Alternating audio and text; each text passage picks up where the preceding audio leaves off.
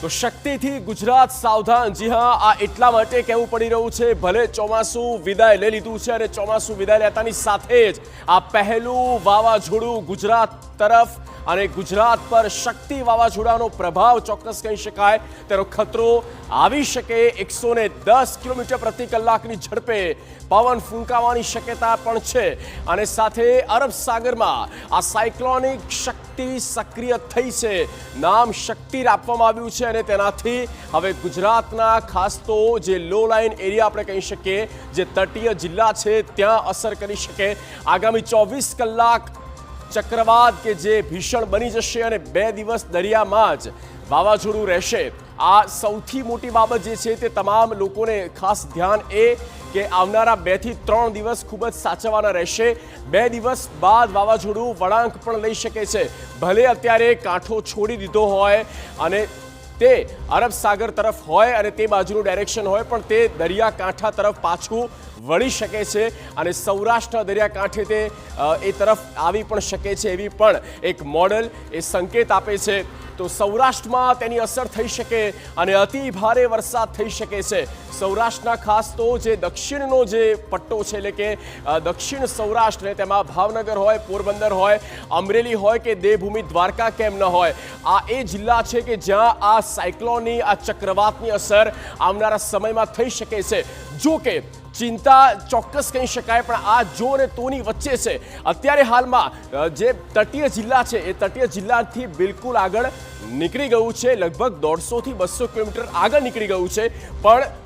કંઈ પણ થઈ શકે છે। વાવાઝોડું તે ફરી ટર્ન પણ મારી શકે છે। આ જ બાબતોને લઈને કેટલીક વધુ વિગતો મેં આપણે સ્ક્રીન પર બતાવવા જઈ રહ્યા છે। સાયક્લોન જે બન્યું છે, જે સૌથી પહેલા એક પ્રેશર બનતું હોય છે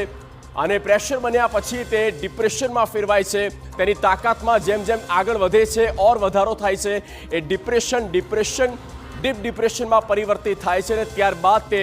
વાવાઝોડું બને છે, એટલે કે એક સાયક્લોન ઊભું થતું હોય છે। પહેલાં આ દરિયાઈ સિસ્ટમ, એટલે કે દરિયામાં એક સિસ્ટમ બનતી હોય છે। અમે આપણે બિલકુલ એ સમજાવવા જઈ રહ્યા છે કેવી રીતે વાવાઝોડું બનતું હોય છે। સૌથી પહેલાં દરિયાઈ સિસ્ટમ જે ઊભી થાય છે અને એ સિસ્ટમ આગળ વધે છે અને તે ડિપ્રેશનમાં ફેરવાય છે। ડિપ્રેશનમાં ફેરવવાનો મતલબ એ છે કે તેની જે ઇન્ટેન્સિટી છે તે વધી જાય છે અને તે વધારે ફોર્સ તેમાં ઉત્પન્ન થાય છે અને ત્યારબાદ જેમ આગળ વધે છે તે ડીપ ડિપ્રેશનમાં ડેવલપ થાય છે અને ડીપ ડિપ્રેશનમાં આવ્યા પછી આપણે કહી શકીએ કે આ ચક્રવાત બને છે, વાવાઝોડું બને છે। જે અમે આપણે આ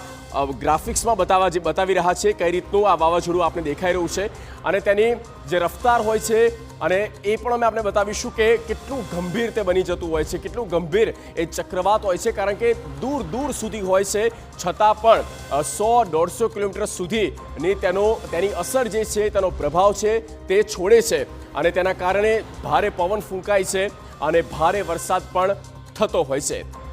તો આ રીતની કંઈક આખી પ્રોસેસ હોય છે। પણ હવે અમે આપને એ પણ બતાવવા જઈ રહ્યા છે કે આ વાવાઝોડું જે છે, આ સાયક્લોન જે છે, તે કઈ રીતે જે આખું તૈયાર થાય છે અને અત્યારે હાલમાં એ બે કઈ સિસ્ટમ જે છે જે આપણા ભારતની આસપાસ બની રહી છે। સૌથી પહેલાં અમે આપને આ ગ્રાફિક્સમાં બતાવવા જઈ રહ્યા છે બિગ વોલ પર અત્યારે અરબી સમુદ્રને સંબંધિત જ્યાં 2 સાયક્લોન જે છે તે અત્યારે એક્ટિવ છે। એટલે સાયક્લોન ચોક્કસ કહી શકાય આ વાવાઝોડું, કારણ કે આ વાવાઝોડું જે પહેલાં જ્યારે એ આગાહી હતી કે દશેરા સુધી વરસાદ થવાનો છે અને આપણે જોયો કે સૌરાષ્ટ્રમાં, કચ્છમાં વરસાદ થયો હતો, આ એ જ વાવાઝોડું છે। ભલે તે કાંઠાથી ખૂબ આગળ નીકળી ગયું હોય અને અત્યારે પણ જુઓ ત્યાં વાદળો દેખાઈ રહ્યા છે અને આ લગભગ જ્યાં સુધી મને અંદાજ છે ત્યાં સુધી દ્વારકા, પોરબંદરથી 150-170 કિલોમીટરની દૂરી પર આ સાયક્લોન છે અને એ હવે અરબી સમુદ્ર તરફ આમ જ જઈ રહ્યું છે। આવનારા સમયમાં તે આની અંદર જશે અને સમય પણ શકે છે અને એક બીજી પણ એવી શક્યતા છે કે આ જે સાયક્લોન છે તે ટર્ન મારી શકે છે અને ટર્ન મારીને તે જુઓ, હા, એ ગુજરાત તરફ જઈ શકે છે। કંઈક આ રીતનું આખું આ મોડેલમાં અમે આપણે બતાવી રહ્યા છે। આ અત્યારની હાલની જે સિચ્યુએશન જે છે તે અમે આપણે બતાવી રહ્યા છે। આ આપ જોઈ શકો છો, જે આખું ગ્રીન માર્કિંગ એરિયાઝ અમે આપણે બતાવ્યો, આ છે સાયક્લોન। જે આપણે ગુજરાતનો ત્યાં ખૂણામાં આપ જુઓ એ કાંઠો પણ દેખાઈ રહ્યો છે। માની લો કે આ સૌરાષ્ટ્રનો કાંઠો છે, ભાવનગર, પોરબંદર, દેવભૂમિ દ્વારકા કિનારો અને ઉપર જે છે તે કચ્છ। અને જુઓ આ જે શેડો દેખાઈ રહ્યો છે આ ચક્રવાતનો શેડો છે એટલે કે અહીંયા સુધી પ્રભાવ એનો દેખાઈ રહ્યો છે ભલે તે ચક્રવાત અહીંયા છે પણ જ્યારે તે વંટોળ બનતો હોય છે ત્યારે સ્વાભાવિક છે કે આ વંટોળ એના 100, 150, 200 કિલોમીટરનો આખો એરિયા જે છે તે કવર કરી લેતો હોય છે અને એટલા માટે અમે કહીએ છીએ કે આ 150 થી 170 કિલોમીટરની દૂરી છે અને ત્યાં સુધી તેની અસર દેખાઈ રહી છે આ સાયક્લોન અને હવે કઈ બાજુ જાય છે તે મહત્વપૂર્ણ બની રહેશે વાવાઝોડાની આ આફત જે છે અને દ્વારકા સૌથી પહેલા અમે આપને એ પણ બતાવી દઈએ કે દ્વારકાથી 230 કિલોમીટર જે અપડેટ મળી રહ્યા છે એમાં ઘણા ફેરફાર પણ થઈ રહ્યા છે 230 કિલોમીટર દૂર છે આપણે એ વિગતો પણ બતાવી રહ્યા છે જુઓ 24 કલાક બાદ આ ચક્રવાત જે છે તે ગંભીર ચક્રવાત બનવાનું છે આપ અંદાજો નહીં લગાવી શકો ચક્રવાત કે જેની તીવ્રતામાં ઓર વધારો થશે એ ઓર વધારે ઇન્ટેન્સિટી સાથે આગળ વધશે અને ગુજરાત તરફ શું આ વાવાઝોડું વધશે અલગ અલગ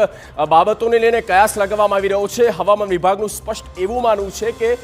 શક્યતાઓ જો કે ગુજરાત તરફ આવે તેની ઓછી છે પણ અમે આપને એ બતાવી દઈએ કે આ વાવાઝોડું અત્યારે ગુજરાતથી કેટલા અંતરે દૂર છે જે પ્રકારે હમણાં આપને મેં કહ્યું એટલે કચ્છ નલિયા આ છે આપણો ગુજરાતનો નકશો આ છે કચ્છનો વિસ્તાર અને કચ્છથી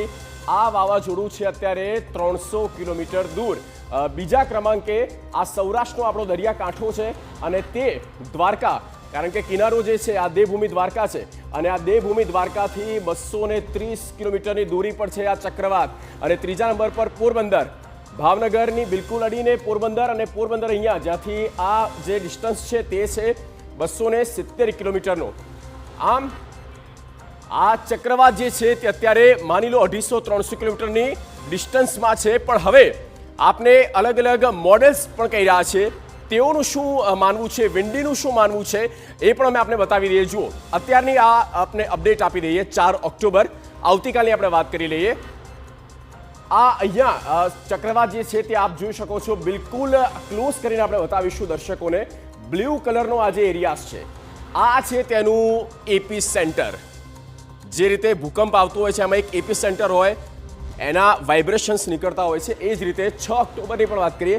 ઓકે આ લાઈવ અમે આપને સ્ક્રીન બતાવી રહ્યા છે આ વિન્ડીની લાઈવ જે સ્ક્રીન છે તે અમે આપને બતાવી રહ્યા છે 6 ઓક્ટોબરે શું છે 6 ઓક્ટોબરમાં જુઓ વાવાઝોડું કે જે મૂવ્સ કરે છે અને અરબી સમુદ્ર તરફ જઈ રહ્યું છે